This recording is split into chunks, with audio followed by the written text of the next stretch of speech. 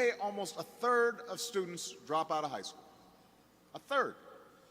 And a disproportionate number of them are African American or Hispanic.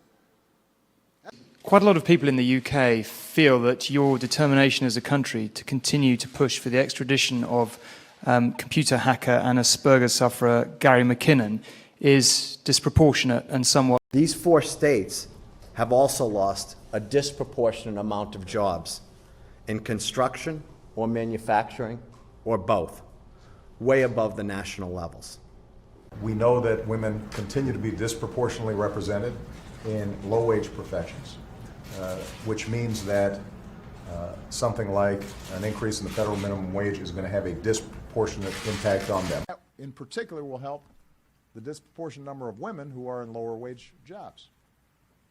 And particularly important for women, by the way, because no matter how enlightened your husband may pretend he is, women still oftentimes bear a disproportionate burden when it comes to child care.